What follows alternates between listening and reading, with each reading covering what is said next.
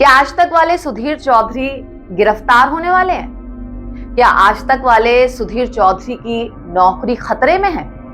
ये सवाल इसलिए क्योंकि इस बार ना वो बुरी तरह से फंस गए हैं। आज तक टीवी चैनल के एंकर सुधीर चौधरी के खिलाफ झारखंड में मुकदमा दर्ज किया गया है। सुधीर चौधरी ने झारखंड के सीएम रहे हेमंत सोरेन पर एक विवादित टिप्पणी की थी।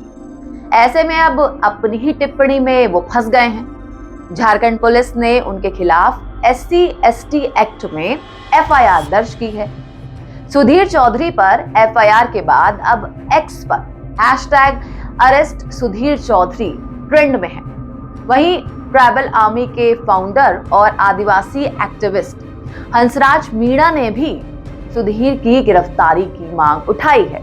इसके अलावा एक्स पर अलग अलग जो यूजर्स हैं वो भी उनकी गिरफ्तारी की मांग कर रहे हैं। हंसराज मीणा ने एक्स पर पोस्ट करते हुए ये लिखा कि झारखंड के लोकप्रिय सीएम हेमंत सोरेन जी के विरुद्ध मोदी सरकार ने सरकारी एजेंसियों का दुरुपयोग और द्वेष भावपूर्ण कार्रवाई की है। सुधीर चौधरी ने इस आड़ में हेमंत सोरेन के साथ संपूर्ण आदिवासियों के खिलाफ गलत नैरेटिव बनाकर उन्हें अपमानित किया है। सजा होनी चाहिए। दिलीप मंडल ने एक्स पर लिखा, सुधीर तिहाड़ी बड़ा नफरती है। इसे दिक्कत है कि आदिवासी अच्छा जीवन क्यों जी रहे हैं। आदिवासी सबसे पुराने बाशिंदा हैं। उनकी जमीन के नीचे के रिसोर्स से, कोयले से 55% बिजली बनती है। लोहा उनकी जमीन के नीचे है। इज्जत करनी चाहिए आदिवासियों की, उनका हक देना चाहिए।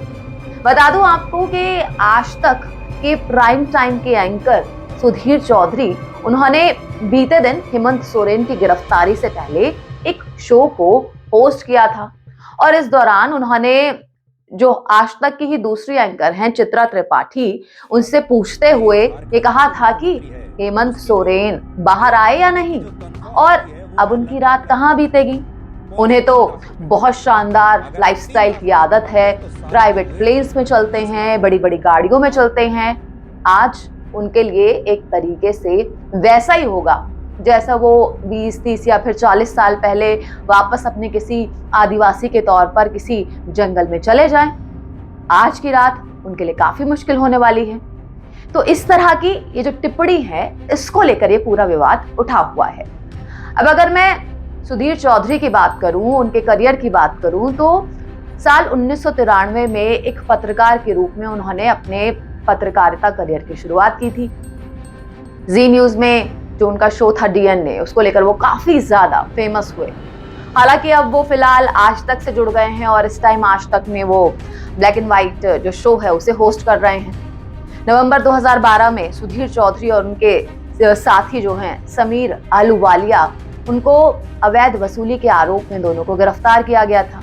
ये जो गिरफ्तारी है उद्योगपति और कांग्रेस सांसद नवीन जिंदल की तरफ से एक शिकायत दर्ज कराई गई थी, उसके बेसिस पर हुई थी।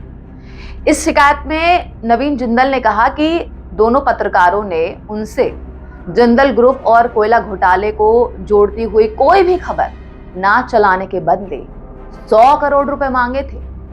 दोनों को इस मामले में तिहाड़ जेल में 14 दिन की न्यायिक हिरासत में भेजा गया।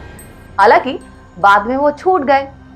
वैसे सुधीर चौधरी का विवादों से ये आज का नाता नहीं है, ये जो नाता है ये बहुत पुराना है।